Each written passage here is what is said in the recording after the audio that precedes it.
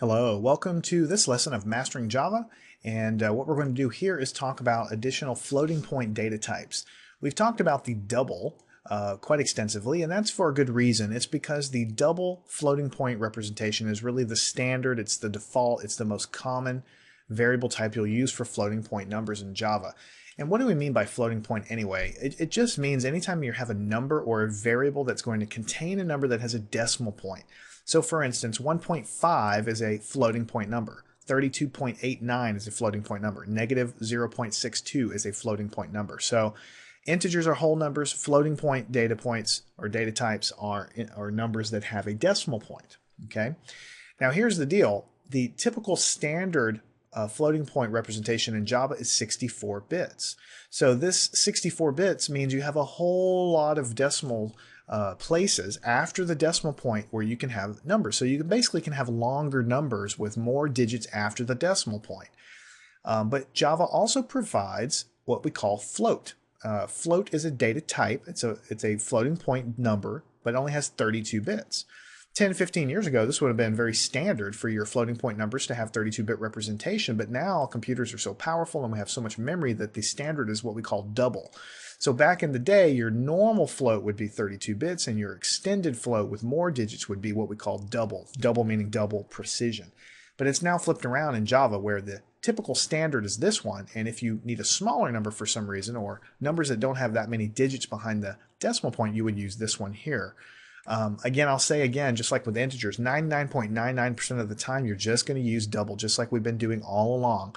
But in this lesson, we'll introduce the other one just to show you. So as we said before, double is the standard default data type that we use in Java. So you can say double num1, and you can make it 74.33 if you want, and make that assignment. Most of the time, you'll be declaring double variables with the keyword double, which is what we've been doing in all the programs up to this point. Now, occasionally, if you're writing a program that's operating on an embedded device with less memory, then you might want to declare your floating point numbers like this and save a little bit of memory because every single variable will have less bits assigned to it than if they were all doubles. So if for some reason you wanted to do that, you would declare a float with the float keyword. Notice that it turns purple as well. And I can say this is num2, and I can say this is 76.3 or 54, something like this. And notice what happens when this goes on. When I declare a float, and then I give it a variable name, and then I put what I think is a very common standard number that I might put here, it's underlined in red. When I hover over it, it says type mismatch, cannot convert from double to float. And this kind of stuff infuriates new people that are new to programming. We've also talked about it a lot in the last couple sections. We talked about different data types with integers.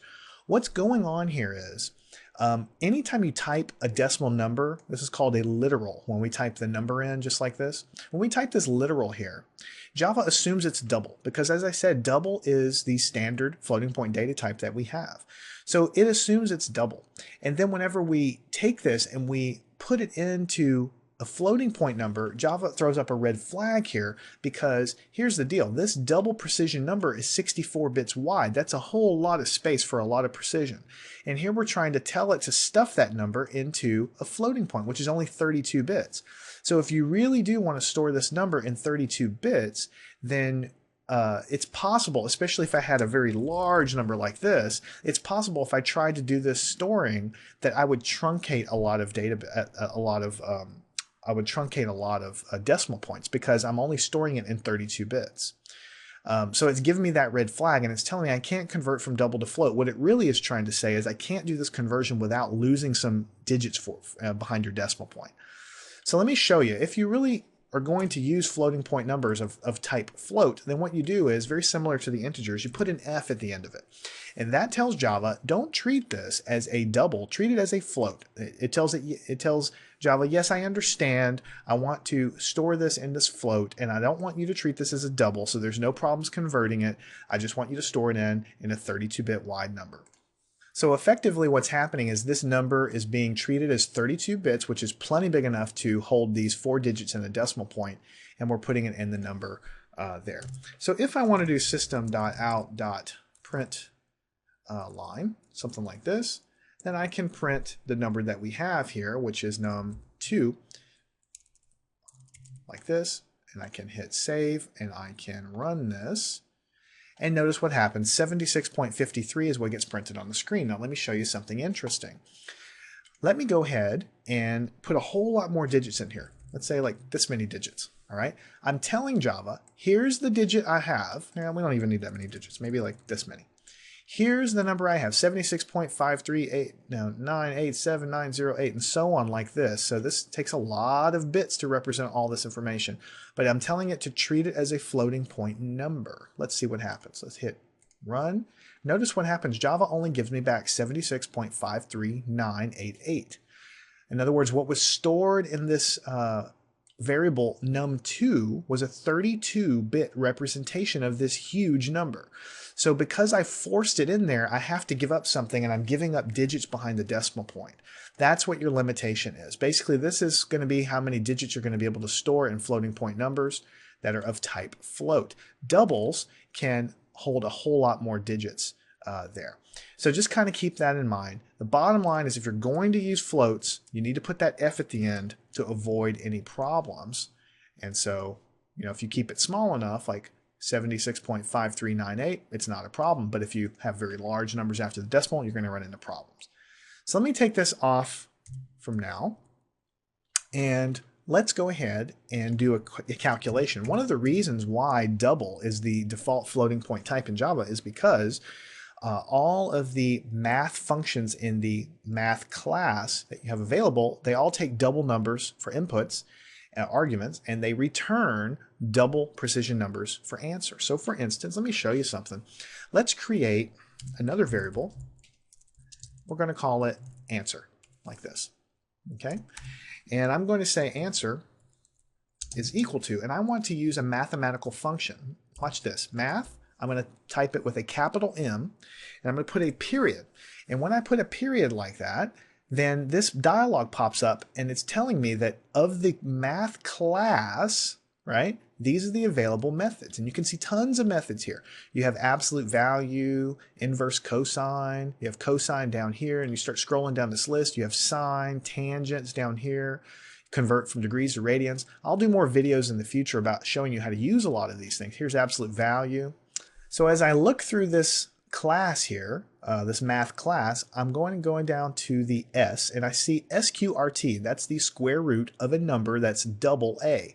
So that means the argument needs to be a double, and it's going to return a double. So I'm going to click that, or I could just type it if I want. I could double click, and it's telling me here's the square root, and I'm going to type in whatever my number is right here. And so for me, let me type in num1 because that's the variable I've already assigned. I'll put a semicolon at the end there.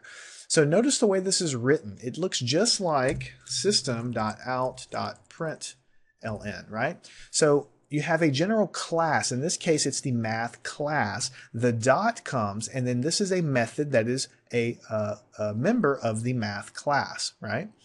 And so these are all done for you, and you don't have to really reinvent the wheel all the time. You're taking the square root of this number. The answer is going to give you a double precision floating point answer, and I'm going to store it in this variable, which I've already created, called answer. And so if I wanted to print the answer out like this, then I could say let me do it like this, the square root of, and I could put num1 is answer, like this. All right, so let's go ahead and hit this guy, see if we ran into any errors along the way. The square root of 74.33 is 8.62, blah, blah, blah. Look at all the nice precision that I have after the decimal point because it's taking arguments in and it's returning an argument.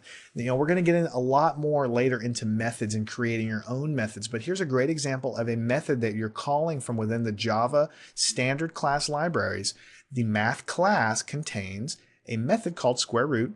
They've already done the heavy work for you so that it's doing the square root, and what it's returning is it's returning a number, which is also a double that's being stored into answer, and then that's what I'm printed on the screen. So when you have a minute, you might want to go type math dot and then start looking at a lot of these things and just kind of become comfortable. I'll do a lesson in the future to show you some of these things, but there are lots of things that you might have use for right here inside of the standard math library from within Java. So now that you understand a little bit about the difference between doubles and the difference between floats, the one thing I want you to take away from this lesson is that 99.9% of the time you're going to declare everything with a decimal point as a double, and the standard functions are going to work fine with that. All right. If you have to declare something as a float because you're trying to save on memory, then you need to put that F at the end to tell it to treat it as a floating point declaration and a floating point initialization of that variable. So go off to the example there and try to take a look at that. You get to use another function of the math library from within that example. So go read that example, do that yourself,